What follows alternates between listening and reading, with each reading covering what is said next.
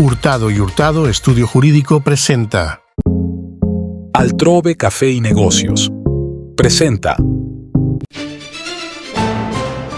Punto de Encuentro. Debates con lógica. Solo en CTX. Bienvenidos a Punto de Encuentro en CTX. La captura, la retención de 7 camionetas de la Unidad Nacional de Protección con terroristas en servicio activo, con terroristas que están señalados, que tienen procesos judiciales vigentes por homicidio, por porte ilegal de armas, por fabricación y porte de armas, por secuestro, por una cantidad de delitos. Esos terroristas están siendo protegidos por el gobierno a través de la ONP.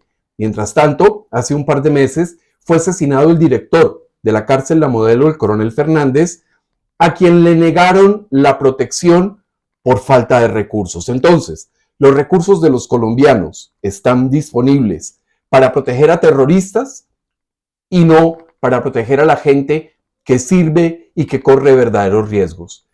Vamos a analizar este tema en este debate con Mauricio Morales Moreno, a quien le damos la bienvenida. Mauricio. Muchas gracias. Saludos para vos, Jaime, para vos, Nelson.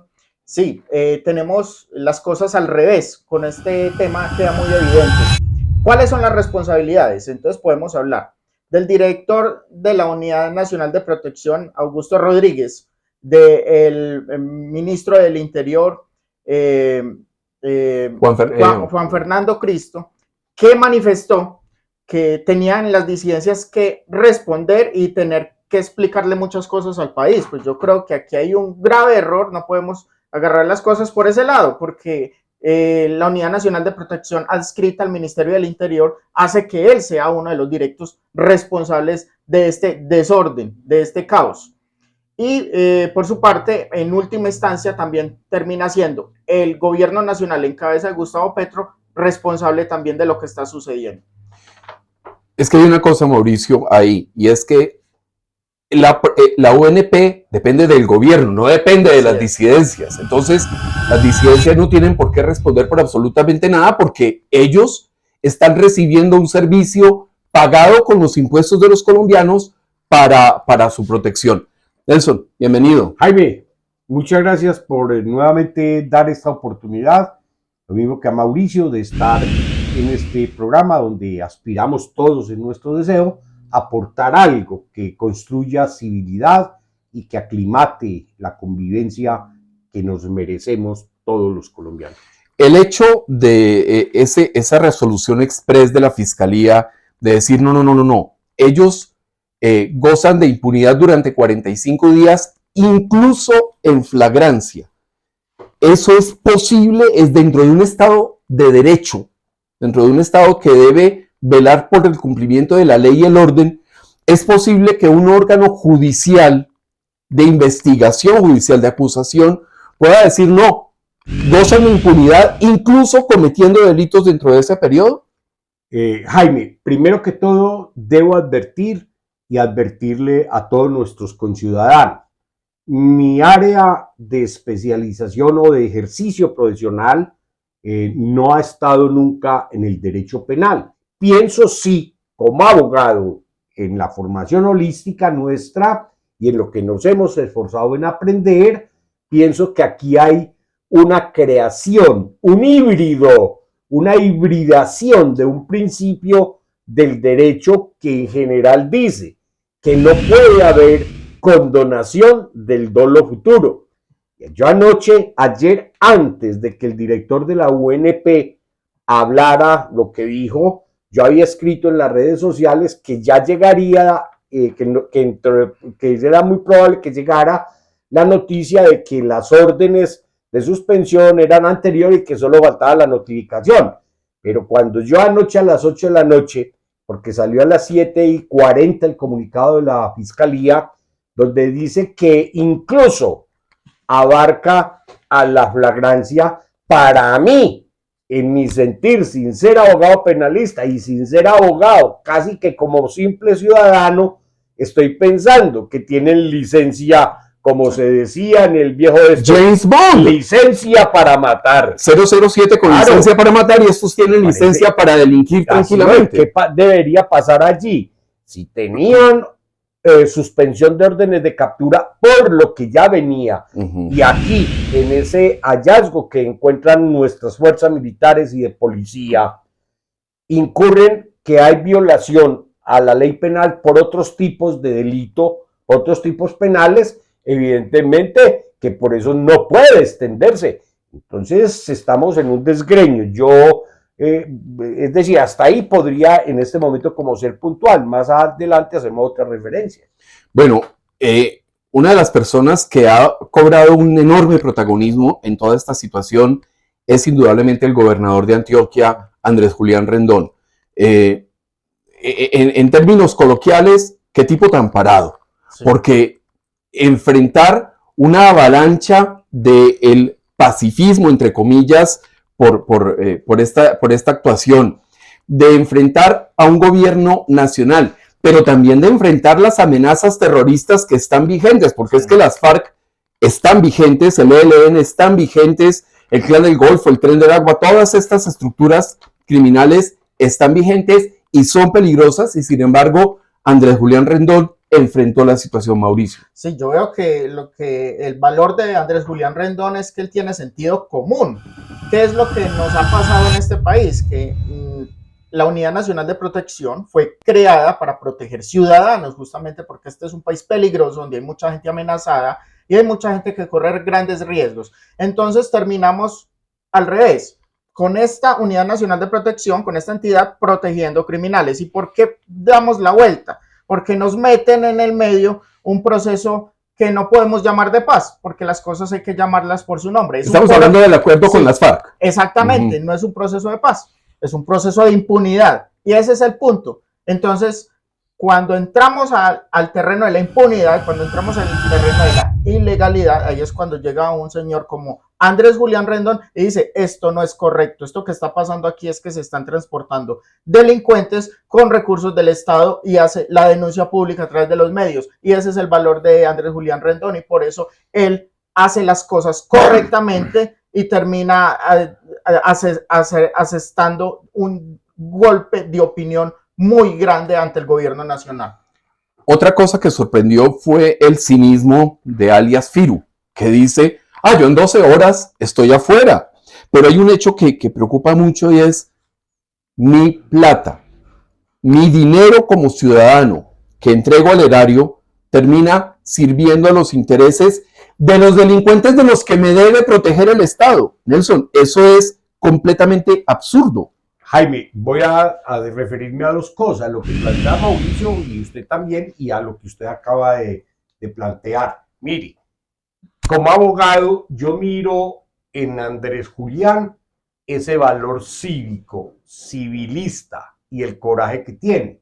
¿Por qué? Porque es que no puedo yo juzgar, ni ningún ciudadano, juzgar la actitud de Andrés Julián como un mero atributo personal por ser el gobernador. No hay protagonismos políticos. No, y yo pienso que Andrés Julián se está ajustando justamente a lo que estamos reclamando todos los ciudadanos, el acomodamiento de nuestras conductas y nuestros comportamientos a la Constitución y a la ley. Ahorita que hubo tal cosa y se vinieron los unos y los otros, hubo todas las reacciones, pero pienso que en un principio, prima facie, a simple vista, yo veo que él cumplió con los deberes funcionales que el cargo de gobernador en materia de seguridad le asignan la Constitución y la ley. Yo no puedo trascender más allá o a dar aplausos o votos de censura, lo veo adecuado.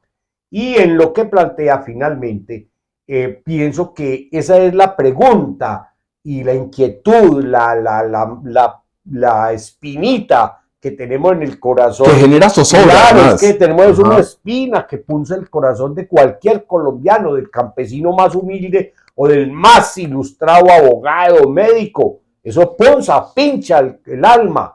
¿Cómo así? Entonces la mayoría de los ciudadanos trabajan desde tempranas horas, horas extras, dominicales y festivos, para medio sostener una calidad de vida propia y de sus hijos o sus núcleos familiares, mientras que otros simplemente, estando en el lado de la delincuencia, sin mostrar todavía asomo de voluntad de querer lo que nos están vendiendo, llevan todas las ventajas. Yo pienso que hay un desequilibrio y quiero referirme. Ayer el señor Álvaro Leiva, justamente en esa misma tónica de esta captura, habla de la declaración unilateral de Estado. Yo pienso que la declaración unilateral de Estado tiene que tener un sentido de valor. Y en ese contexto, a pesar de la Constitución, dice que la paz es un derecho y un deber y que es el gobierno, o sea, el presidente como ejecutivo, el que la va a manejar. Yo pienso que él no puede saltarse el sentido y el valor que desde los hechos sociales, la ciudadanía en general, le procuran a esa aspiración.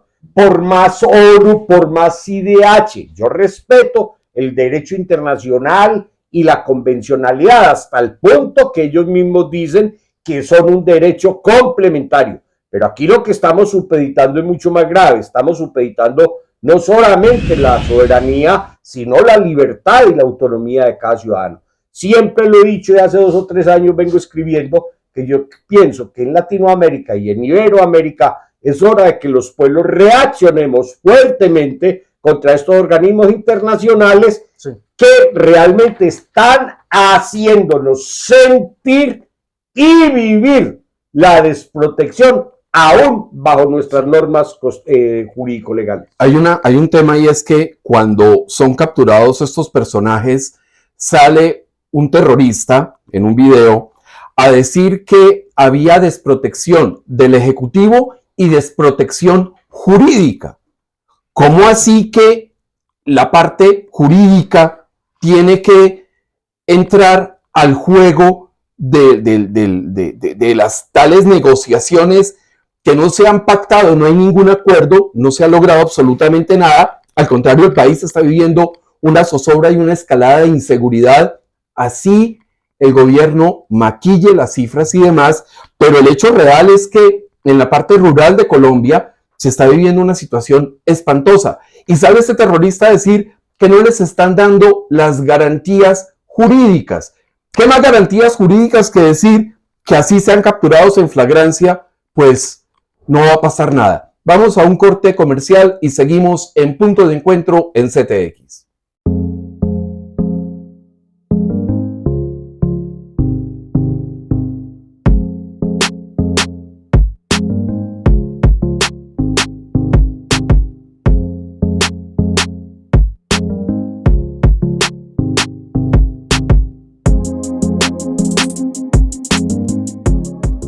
Altrove Café y Negocios, Carrera 65, número 2 A26, en Medellín, Colombia.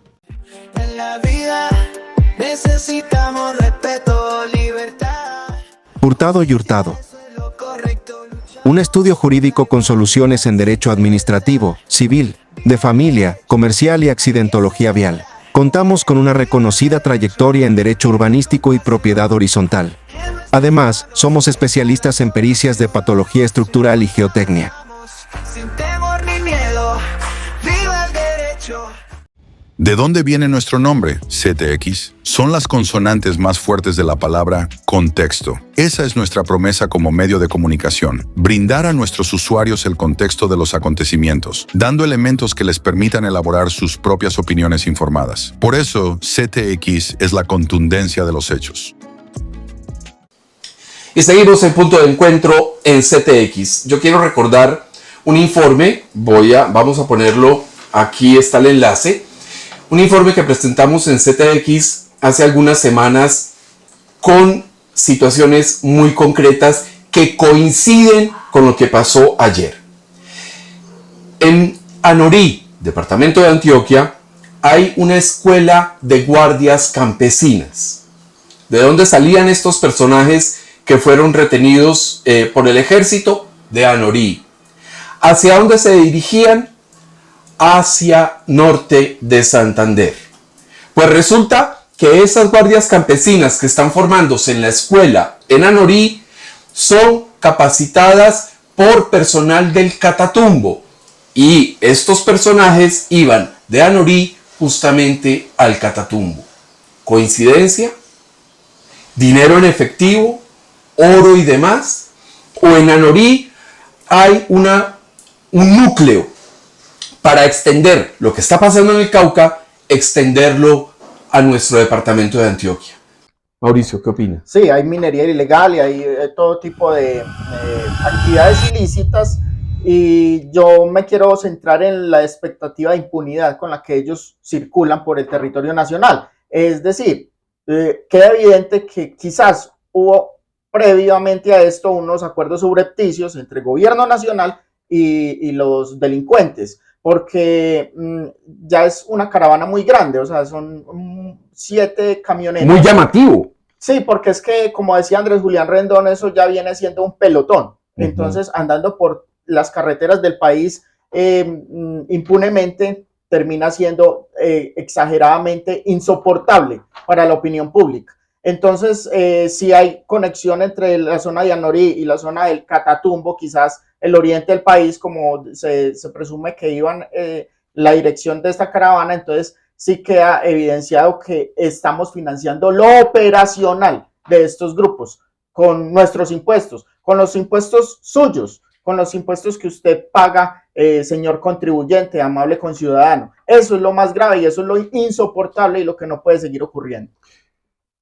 Esos impuestos, Nelson, para garantizar la impunidad, la protección de terroristas acusados y señalados y judicializados, eso es un despropósito y es inaceptable para una sociedad medianamente democrática.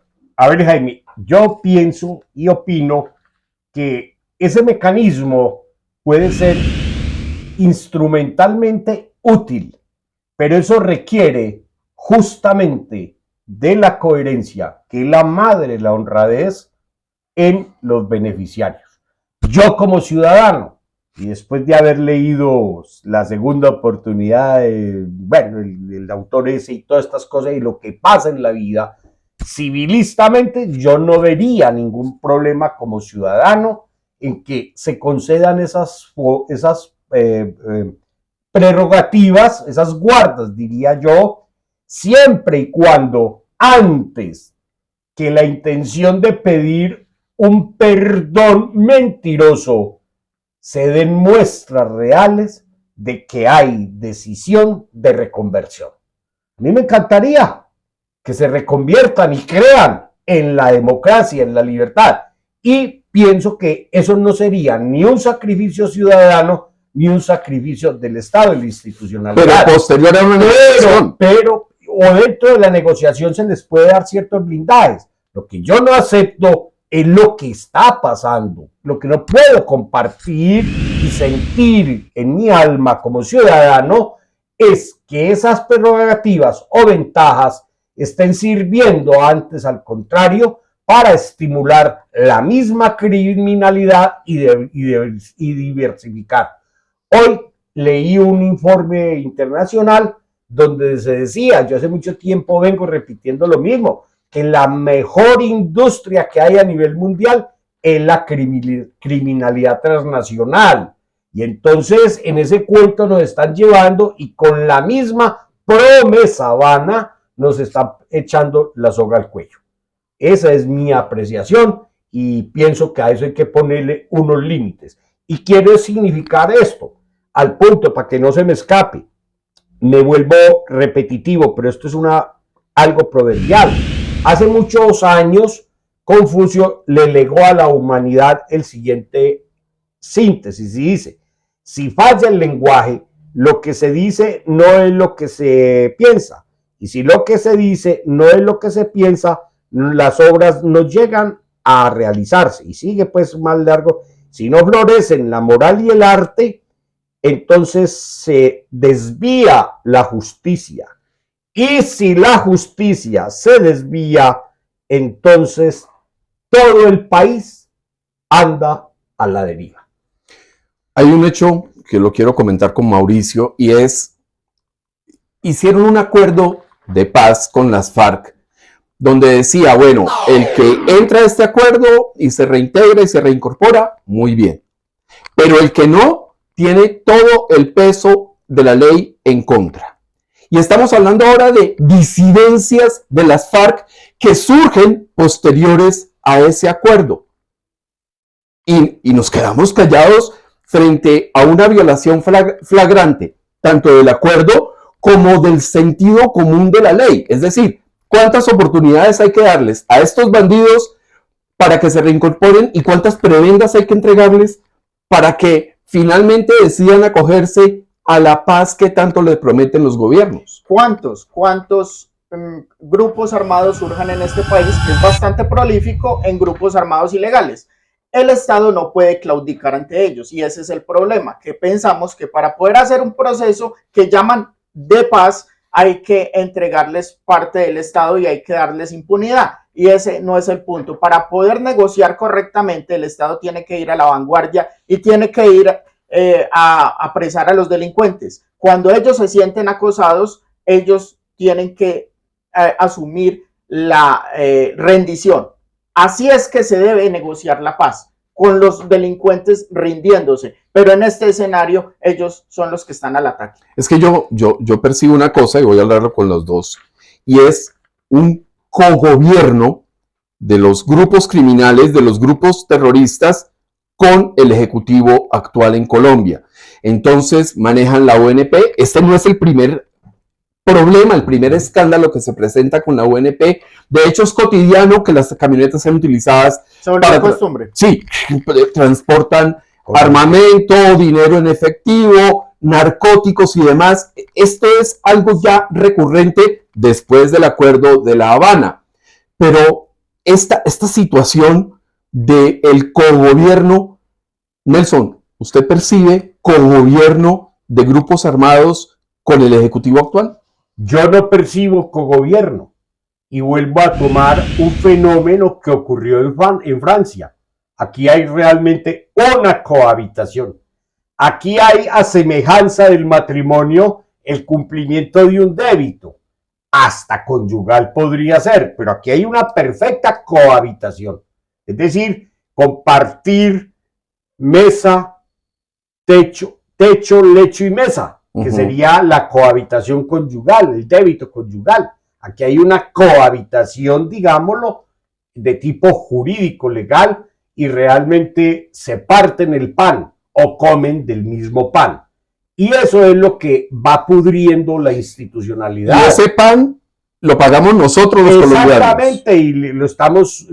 Y yo quiero incluso, usted menciona la parte esa, mire, es una buena parte para diferenciar el valor del precio.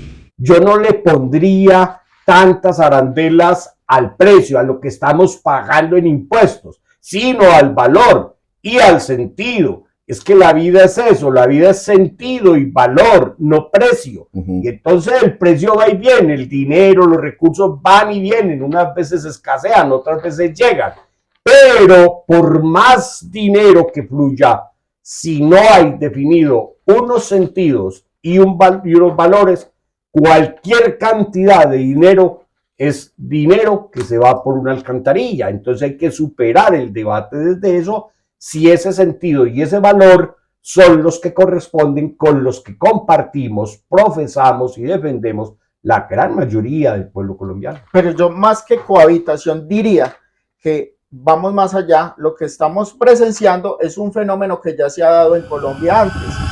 Se vuelve cíclica la historia en Colombia, y es que las élites delincuenciales terminan ascendiendo. Eso es lo que estamos presenciando, que la élite delincuencial lo que está es subiendo de estrato. Están llegando a un punto de cohabitación, como decía Nelson, con el Estado, con las instituciones y con las clases dirigentes. Mauricio, aunque le interrumpo, hace más o menos 8 años recibí toda la paloterapia que se quiera por la red, porque me atreví a plantear que yo estaba vislumbrando que finalmente en la cúpula, en las élites a nivel global, iban a comer en el mismo plato el capitalismo con el comunismo, y muchos estudiosos, incluso de su profesión politólogos, se vinieron en ristre, que como le dije, déjeme que yo plantee mis herejías. Hoy el tiempo nos da la razón, y sobre todo de que ya hay grandes estudiosos en Europa, sobre todo, donde han detectado ese problema. ¿Qué es el siguiente paso? Las personas, y es bueno volver a insistirlo, hoy toda esa izquierda también evolucionó con el mismo discurso de la pobrecía, llegó. ¿Y qué son los pobres en el discurso de la pobreza de los izquierdosos? La materia prima para ellos poderse sostener en la élite. Yo, antes de terminar este debate, ya para sacar conclusiones, quiero hacer un recorderis. Cuando la juez Clemencia García de Useche, juez sin rostro, condenó a la cúpula del M-19 por delitos de lesa humanidad cometidos en el Palacio de Justicia, el Congreso de la República y el gobierno de entonces promovieron rápidamente una reforma al Código Penal para que la sentencia, porque Gustavo Petro también fue sentenciado por la juez Clemencia García de Useche, para que esa sentencia quedara sin piso. Promovieron toda una reforma. Total, si esto ocurrió a principios de los años 90 del siglo pasado, no nos va a sorprender, o no nos debe sorprender, que ahora la Fiscalía salga con un recurso exprés de la fiscal de bolsillo, Luz Adriana Camargo, para beneficiar a los terroristas. Finalmente, Mauricio, conclusiones para hoy. Que no podemos perder el sentido de la sorpresa. Ya han pasado muchas cosas en Colombia, pero esto es, como ya lo mencionaba, insoportable y la gente no tiene por qué aguantarlo. Ahora bien, cambiemos de un régimen presidencialista, que es el que está permitiendo todo esto, donde el presidente es una rueda suelta, a un régimen donde tenga más control el Ejecutivo, porque o si no, no vamos a llegar a ningún lado. Nelson, tu conclusión. Muchas gracias. Breve también. Mire, he sido desde siempre defensor de esa señorita Antioquia que todo el mundo vapuleó porque dijo que en el mismo modo, en sentido contrario, esa mujer tenía razón y siempre la he defendido, hasta en la cátedra de su video. Pero mucha más sorpresa me dejó la reina de Panamá que dijo, que le preguntaron, en el Reina de Belleza le preguntaron que quién era Confucio. Y recuerdo que dijo, Confucio fue un antiguo chino-japonés que inventó la confusión. Redefinen el mundo, perfecto. Y para concluir, digo hoy, ayer mucha gente celebró la ley que prohíbe los espectáculos con animales. Yo, como ciudadano colombiano, estoy aspirando a que prontamente se expida la ley que prohíba el espectáculo con el animal humano. Maquiavelo no fue tan malo. El malo fue el príncipe de Lampedusa, que creó el lampedusianismo o el gatopardismo, que somos fieles practicantes en Colombia, y él simplemente nos dijo que todo cambie para que nada cambie. Muchas gracias a ustedes, Mauricio, Nelson, por haber tenido este debate sobre un hecho que realmente nos impacta a todos los colombianos que creemos en la ley, en el orden, creemos en la libertad y en la democracia. A ustedes muy amables por habernos acompañado. Nos encontramos en otra oportunidad en Punto de Encuentro aquí en CTX.